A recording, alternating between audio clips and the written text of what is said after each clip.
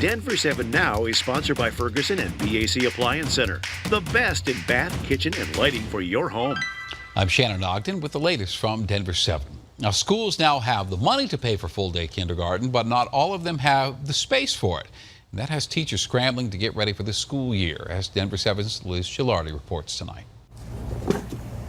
These colorful classrooms are ready to welcome kindergartners. This year there's more of them, and a majority are opting for a full day. If we had 6 other classrooms, I think we could probably fill them with full-day kindergarten. At university schools in Greeley, a K-12 charter school, they're seeing a big demand. Getting an influx of resources and having to figure out some classrooms and find space for kids is a welcome problem. But the problem is there's just not enough space. Prospective students had to enter a lottery, and they had to turn some away. We still have probably 145 or 150 applications for kindergarten that we were not able to fill. The school is already tripling its full-day kindergarten classes while offering a morning and afternoon half-day session. The school had to get creative to accommodate the new schedule. This used to be a first-grade classroom, but now it will be used for kindergartners all day. Making sure teachers have the resources that they need, but the bill has also helped us make sure that we have those resources, so that's been really great. Over the summer break, staff shuffled classrooms and turned a computer lab into another classroom.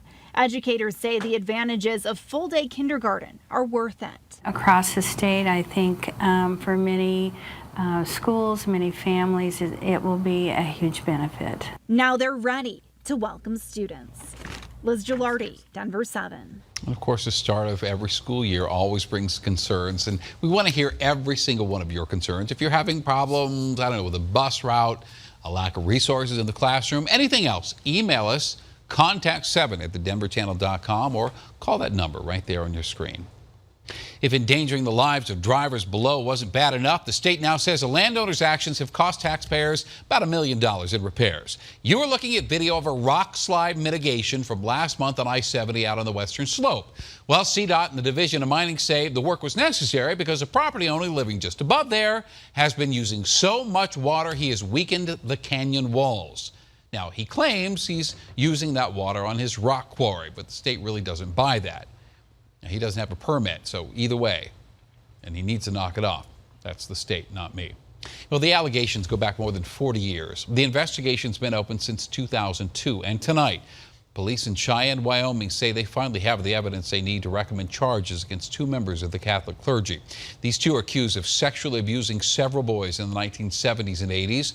To protect the victims, police are not releasing the suspects' names or their titles.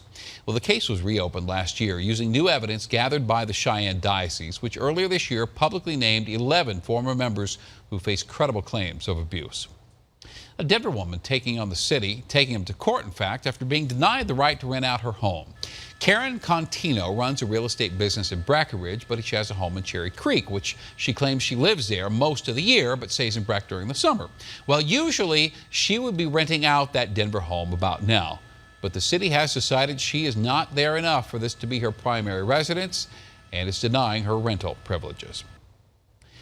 Well, we almost don't even want to say the word. We definitely don't want to look at our 401ks, but talk about the market we have to today. All day long, you've heard about the panic on the street, and economists will be the first to tell you now is not the time to panic. If this is the start of the recession, we're still 18 months out or so. Now, that said, the state is getting ready to build up a reserve fund just in case. We are not in a situation where it will be as deep a recession as we saw last time, but we certainly could be in that situation with the trade wars and the tariffs going on. So we should probably be at about a 10% general fund reserve to withstand, a moderate recession. So we still have some work to go because we're still only at 7.25% of state expenditure. So we're going to be looking to build that reserve up.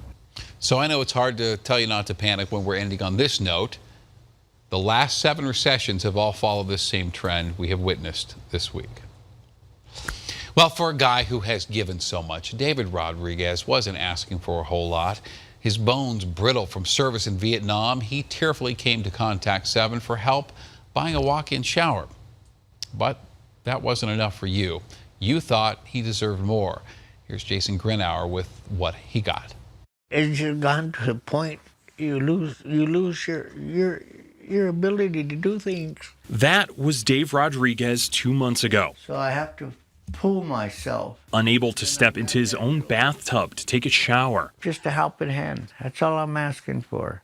Just a helping hand to get myself back on my feet. We're simply going to remove the tub that's here. 1 day later, bath fitter answered that call for help. You had mentioned how small the tub was and how difficult it is. You're going to have twice that space in there now. Oh, that'd be great. Now his shower is complete. That's working great. That's one of the best things that's ever happened. Is now I can get in the shower without having to try to fight to get in. Dave's story also caught the attention of another nonprofit, Home Builders Foundation. They heard about his issues with mobility, barely able to step out his front door. For David, we're doing a porch and a ramp. Oh, I can sit there and watch it. Now the vet, who needs a walker, can get outside. I can go out and sit there instead of sitting in this chair all day. But there was still a lingering issue. Dave can't take care of his own lawn. Well, I can't push a mower or any of that anymore. That's the hard part. So we had one more surprise. Our viewers heard your original story, and they donated some money to help you out. And so those funds from the Contact 7 Gives Fund is going to pay Lawn Police Lawn Care, who've agreed to do this at cost, to mow your lawn for the rest of the year. And all of next year, too. Oh my gosh. God, thank you. Each time that we show up here and know that we are really making a difference in somebody else's life and improving their quality of life. We found a way to help. It feels like a calling. A shower, a ramp, some lawn mowing. I say thank you. Thanks to everybody that is helping me. It means a lot. A life changed by people willing to help. It's been a long road trying to get here, and now you guys are doing all this for me. It makes the world to me. Like I said, I could ask for more. I appreciate it, and I thank God for you guys. In Gilchrist, I'm Jason Grenauer, Denver 7. Just wonderful. Thank you all for everything you've done. All right, from the First Alert Weather Center right now, after some storms out on the eastern plains tonight, the heat comes back. Look at that. We're creeping back into the mid to lower 90s. It is August, but I don't know if I ever quite get used to that. This has been your Denver 7 On Demand update. Thanks for watching. We'll have another one later for you. And do yourself a favor. Download the Denver 7 app for breaking news and alerts. I'm Shannon Ogden.